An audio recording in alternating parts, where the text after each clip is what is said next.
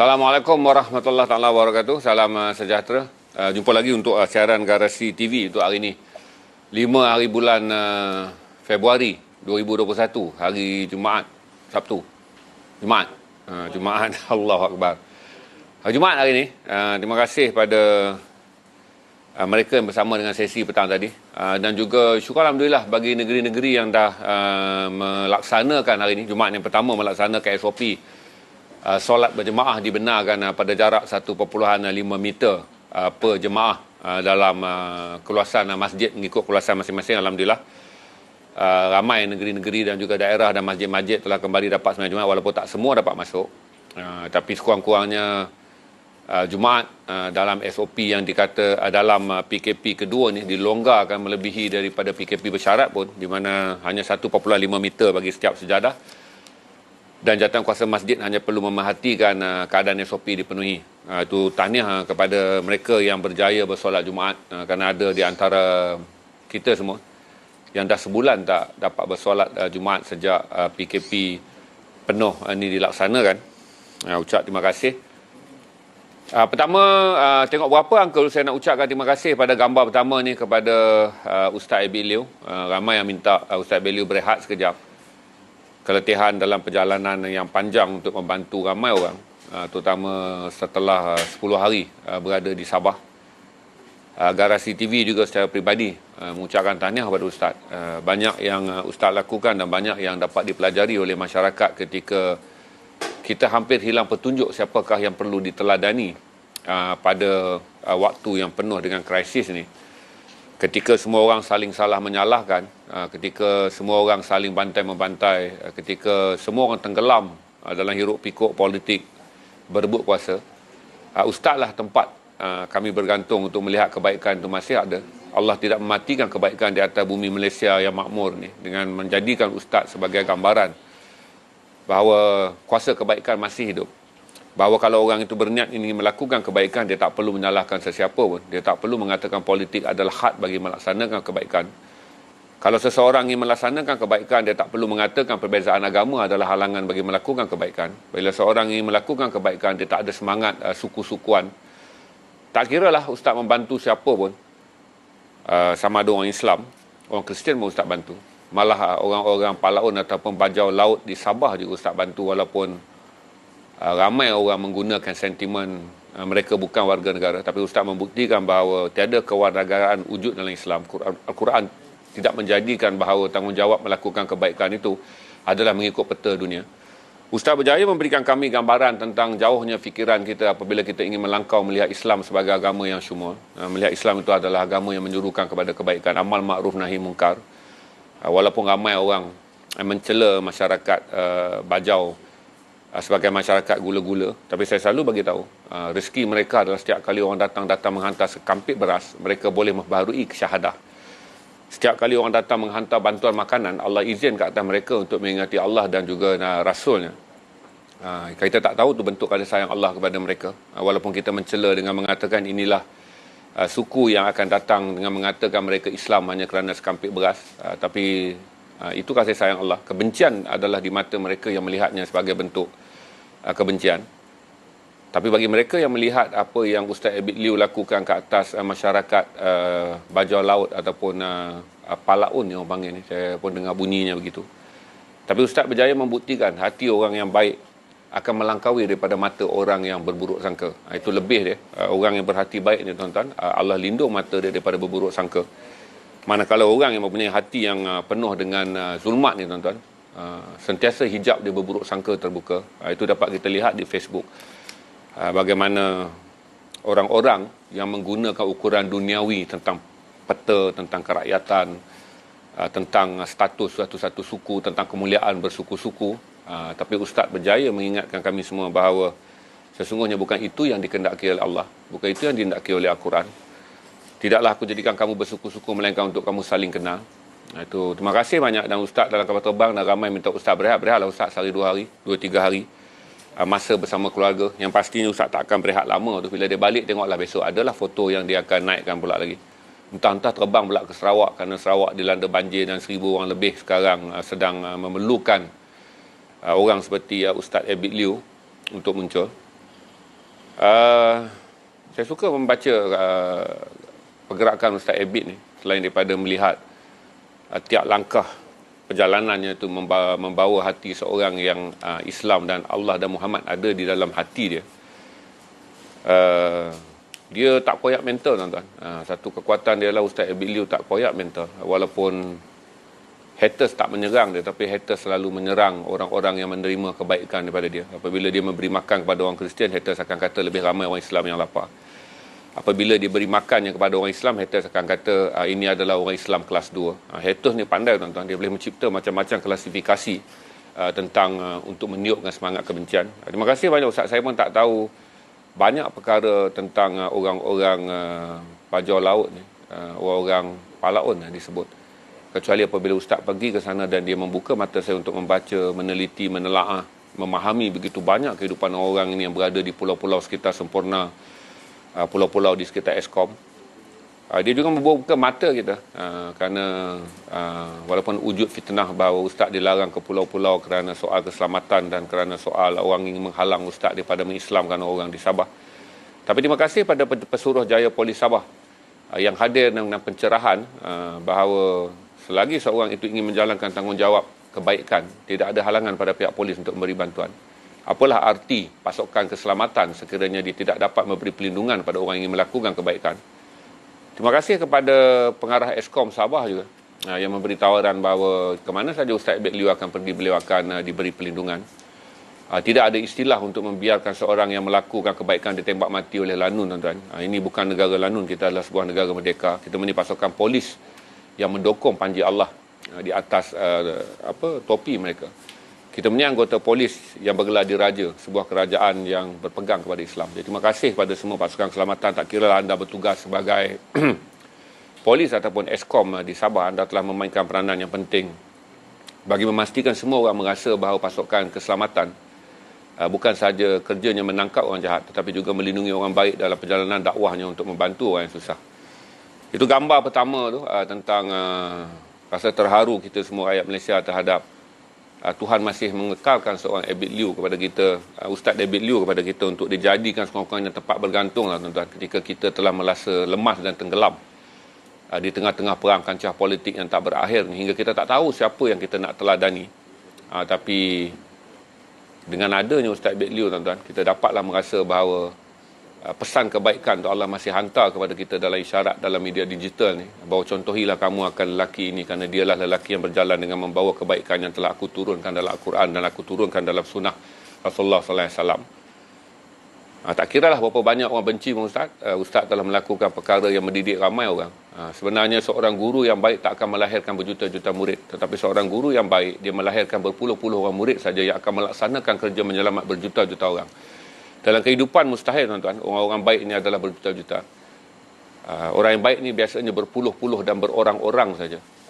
Kerana orang-orang inilah yang kemudiannya dipanggil sebagai orang yang menghidupkan berjuta-juta orang yang hidup dalam kegelapan macam kita ni, tuan-tuan, yang penuh dengan buruk sangka. Saya impress betul dengan Ustaz Abid Liu ni. Betul, tuan-tuan. Dan saya fahamlah kenapa masyarakat di barat begitu mengagumi Cat Steven ataupun Yusuf Islam, kerana perawakan, personaliti, kelembutan, cara mereka berinteraksi, cara mereka menyebarkan kebaikan syiar Islam yang sangat lembut dan sangat halus, tuan-tuan. Itu saja tribute untuk Ustaz Abid Liu sebagai pembukaan, kerana garasi merasa bahawa Allah masih sayangkan kita semua dengan mengadakan seorang Abid Liu. Sekurang-kurangnya kalau viral story Abid Liu, tuan-tuan, kuranglah sikit tekanan kita daripada diamuk dengan cerita-cerita politik. I have the number lah, you don't have the number lah, kerajaan perlu tumbang lah, tebuk atap segala macam yang buat kita pening kepala ni, tuan-tuan. Tapi di tengah-tengah kemelut ni Allah izinkan kita memilih untuk melihat kebaikan, dan kebaikan itu ada pada jejak Ustaz Abid Liu. Terharu saya tengok gambar dia tertidur dalam kapal terbang, tuan-tuan, bahawa seorang yang letih kerana berjalan untuk menegakkan syiar dakwah dalam Islam yang tidak sahaja tentang dosa dan pahala, syurga dan neraka, tetapi adalah tentang kasih sayang. Sebab tu saya kata penting kita faham dalam Islam ni 3+1. Sampaikan salam, berikanlah makan kepada orang yang lapar, panjangkan silaturahim, Itu 3 perkara yang kita kena buat di bawah hablum minan nas tu. Dan kemudian hablum minallah, bersolatlah kamu di waktu malam ketika orang lain sedang tidur. Gambar skeping dia tu, nama Ustaz Abid Liu tu. Saya pun jumpa tadi, scroll, baca, dan terima kasih kepada portal yang memilih untuk lead story dia adalah Ustaz Abid Liu. Portal kecil je tu, portal cekai tu, tapi jiwanya tak cekai portal tu. Dia mengutamakan satu benda yang memberi orang kata berfikir kepada kita untuk melaksanakan kebaikan. Kemudian kita akan pergi pada Chinese New Year tu, SOP tu. Memang wujud banyak pandangan tuan-tuan. Hari ini pandangan di kalangan masyarakat Cina juga bertelagah mengenai SOP ni. Bagi mereka yang berpegang kepada meraihkan tradisi menyambut tahun baru Chinese New Year adalah tradisi makan besar berkeluarga, mereka menyarankan kerajaan menarik balik larangan pertemuan keluarga makan besar itu sehari sebelum sambutan Chinese New Year. Bagi mereka, pakar-pakar kesihatan pula berkata bahawa adalah bahaya sekiranya pertemuan diadakan kerana dia akan mempertembungkan 3 generasi, atuk, ayah dan anak, yang kemudiannya kata mereka bahawa pertemuan di dalam tempat yang tertutup yang menemukan 3 generasi boleh mendedahkan bahaya terutama daripada generasi muda ni, ayah ni kepada bapaknya dan juga kepada cucunya. Berarti oleh kerana ramai bapa-bapa yang akan datang dan mereka adalah mungkin perumah ataupun pewabak. Dan mereka dalam pertemuan ini akan mendedahkan bahaya kepada warga tua, iaitu ibu bapa ataupun bapa saudara mereka atau abang mereka yang telah tua, dan mendedahkan lagi bahaya kepada anak ataupun anak saudara. Ini pandangan pakar kesihatan daripada keturunan Cina ni. Sendiri memberitahu bahawa SOP ini patut dikekalkan. Manakala sebahagian daripada yang lain pula mengatakan bahawa adalah tidak wajar masyarakat Cina yang tinggal dalam kawasan 10 km kerana radius pergerakan sekarang dihadkan 10 km. Sekiranya anak dengan bapa jaraknya dalam radius 10 km, adik dan abang dalam radius 10 km adalah patut diwajarkan mereka bertemu.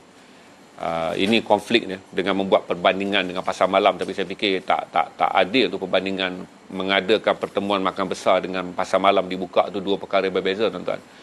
Kerana pasar malam dibuka di kawasan tempat yang terbuka, pihak berkuasa berada di sana, udara yang terbuka melemahkan pergerakan kuman. Dan pihak berkuasa berada di sana untuk memantau. Berbanding dengan pertemuan di dalam rumah di mana pergerakan udara sangat terhad, dan kalau rumah itu menggunakan penghawa dingin, pergerakan udara yang boleh merebakkan COVID-19 meningkat lebih tinggi. Dan yang kedua adalah kerana siapa yang nak memantau SOP di dalam rumah ketika berjuta-juta isi rumah meraihkannya sekiranya tiada larangan bagi SOP ni. Kita tunggu perdebatannya, saudara. Apa yang akan berakhir kerana masih ada waktu untuk sampai ke Chinese New Year, tapi inilah yang banyak diperdebatkan. Tapi tak payahlah kita diheret dalam perdebatan perkauman keagamaan. Kita lihatlah perdebatan dari segi sains dan juga dari segi akademik perubatan, supaya tahun baru Cina tidak menjadi satu lagi wabak yang membahayakan rakan-rakan kita daripada keturunan Cina sekiranya berlaku apa yang dipanggil sebagai kluster Chinese New Year ni. Dan kita pun bersedia tuan-tuan kalaulah wabak ini berpanjangan dan juga PKP ataupun PKPB berpanjangan hingga bulan Ramadan, berarti orang Islam juga akan bertarawih dengan had masjid yang terbatas, dan orang Islam juga akan menyambut Hari Raya mungkin tahun ini dengan suasana PKP juga dengan had pergerakan. Kita tak tahu, mungkin saja menjelang Hari Raya PKP penuh akan dilaksanakan sekali lagi dengan menghadkan pergerakan 10 km radius bagi membolehkan kerajaan menghalang pergerakan rentas negeri, terutama daripada mereka yang datang daripada zon merah, kerana Selangor dan Kuala Lumpur adalah zon yang paling merah sekarang, dan orang Selangor dan Kuala Lumpur majoritinya akan keluar meninggalkan rumah dan pulang ke kampung halaman, dan adalah bahaya melepaskan perumah-perumah yang tidak dapat dikenal pasti sebagai orang COVID-19 ni, yang saya panggil pewabak tidak bergejala ni, iaitu tahap 1 ni. Sekiranya mereka bergerak, mereka akan mengembalikan kita pada angka panik dengan kadar jangkitan yang tinggi. Kita ada gambar yang ketiga. Ni saya pun terharu tuan-tuan. Ni baca cerita. Tuan-tuan baca je, saya rasa daripada mana gambar ketiga ni. Saya ambil dari FMT ataupun Malaysia Kini. Saudara boleh ambil tu. Satu lagi cerita mengharukan bagaimana seorang lelaki yang selama hidupnya dia menawarkan diri sebagai tukang gali kubur dan tukang urus jenazah secara sukarelawan di Lahad Datu ni. Mengharukan tuan-tuan bagaimana dia melaksanakan kerja-kerja pengebumian ketika wabak, mengebumikan 3 rakan baik dia sendiri, mengebumikan dengan melihat jenazah yang tidak dapat diziarahi oleh ahli keluarga, mengebumikannya dengan cara bertayamum dengan debu yang diambil daripada packing yang dah siap dah. Ini pengorbanan orang yang besar, tuan-tuan. Moga Allah rahmati sahabat kita di Lahad Datu ni. Dijadikan ya Allah kerja amal yang dia lakukan dalam menguruskan jenazah COVID-19 ni adalah syurga balasan dia. Sebab tak ramai orang sanggup buat, tuan-tuan, kerja sukarela ni. Tak ramai, tuan-tuan. Saya masih ingat lagi masalah ramai orang miskin di Kuala Lumpur. Bukan hal biasa mereka meninggal ni sebelum COVID lah, tuan-tuan. Mayat tak dapat diuruskan kerana tak cukup 1,500. Mayat tak boleh diuruskan kerana tak boleh bagi upfront 1,000. Mayat tak boleh diuruskan kerana keluarga tidak memiliki wang. Sampai nak dapat kereta jenazah, nak dapat wang kafan pun, tuan-tuan. Call pertama bagi tahu mati kafan pun dah sebut dah harga dia 1,500 kafan saja, tak masuk kereta jenazah. Itu ada cerita-cerita biasa yang saya dengar di Kuala Lumpur sejak saya tinggal di sini dan kemudian menjadi wartawan.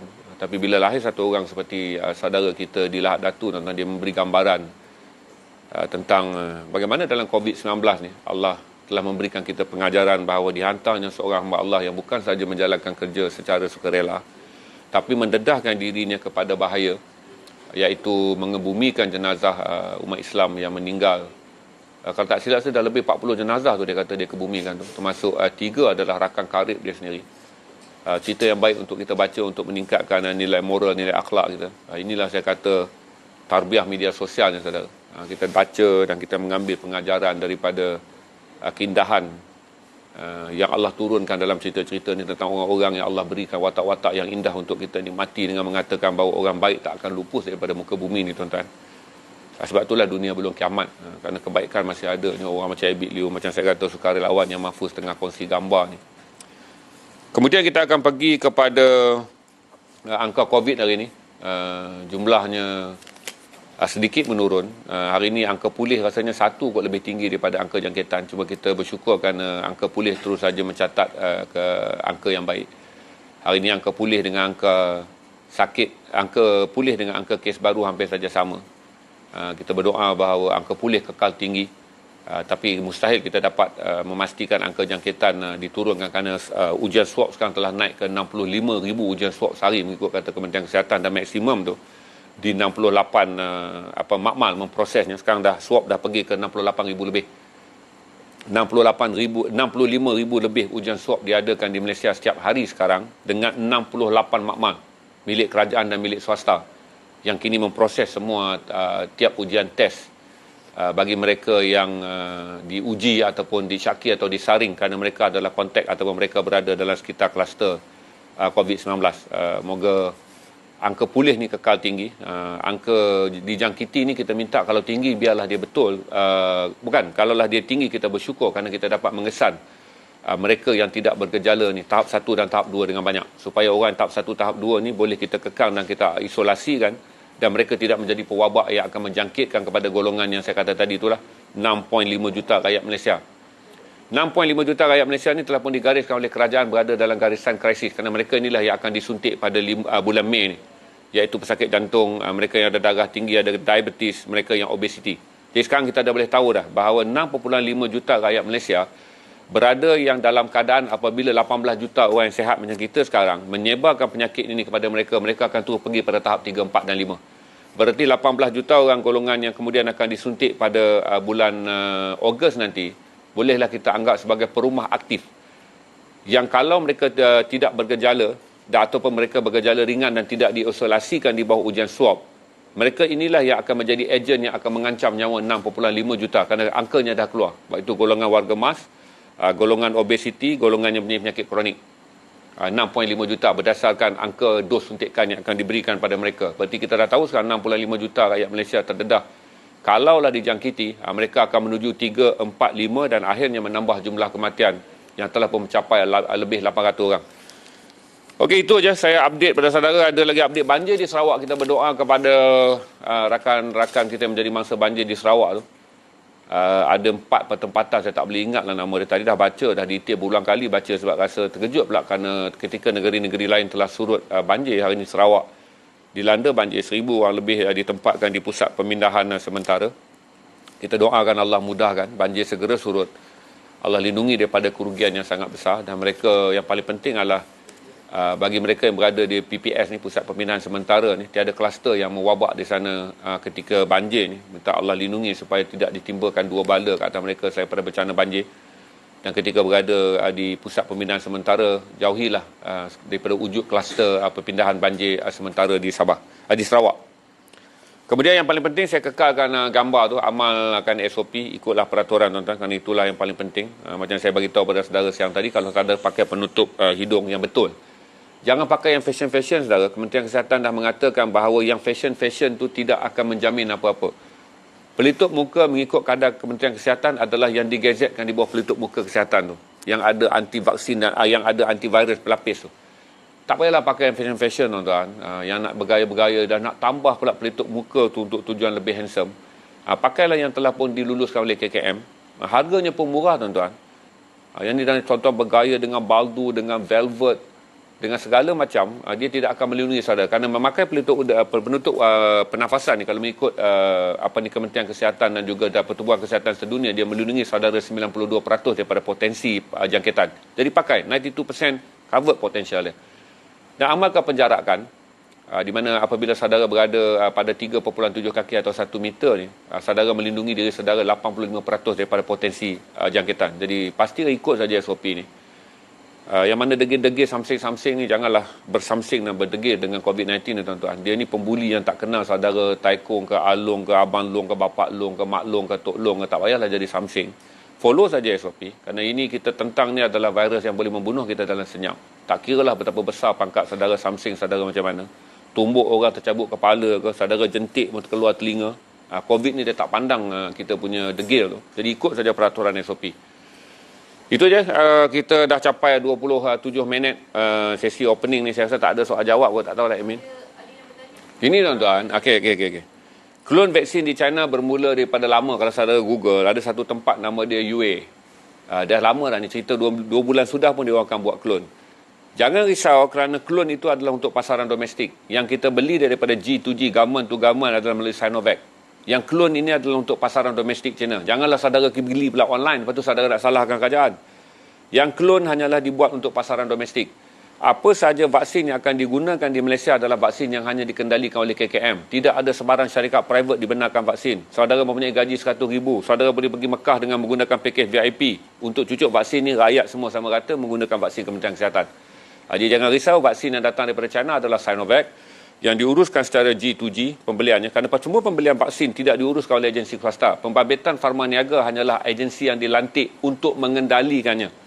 Urusan pembelian, urusan apa semua diuruskan oleh KKM. Kini telah jatuh di bawah Kementerian Sains, Teknologi dan Inovasi untuk YB Khairi Jamaluddin tu. Jadi penyebaran vaksin klon ini hanyalah berlaku dalam pasaran domestik China, dan dia bukanlah benda yang luar biasa, tuan-tuan. China pernah menggunakan melamine, sejenis tepung tiruan dalam susu yang membunuh beratus-ratus kanak-kanak. Tuan-tuan, walaupun dia hasilkan susu untuk budak minum mati pun dia tak bertanggungjawab, tuan-tuan.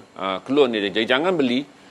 Kalau saudara patuh dan saudara ikut saja syarat yang telah dikatakan oleh kerajaan, tak kiralah saudara siapa pun, bahawa yang akan disuntik adalah menggunakan vaksin yang telah diedarkan oleh KKM. Tiada benar satu pun perswastaan dalam vaksin, dan tiada satu vaksin pun yang akan diprivatise. Semuanya dikendalikan sepenuhnya oleh Kementerian MOSTI ni, iaitu ringkasan untuk Kementerian Sains, Teknologi dan Inovasi YB Khairi Jamaluddin ni. Jadi itu je, kita akan disuntik di 600 lokasi. Tak kiralah kau Datuk, kau Tan Sri atau kau apa pun. Jangan involve, kerana kita akan mengikut prosedur suntikan yang akan bermula pada Mac nanti dan akan dijangka berakhir pada Februari tahun depan. Kita minta cepat dia berakhir pada Disember supaya 27 juta rakyat Malaysia disuntik. Jangan risau tu.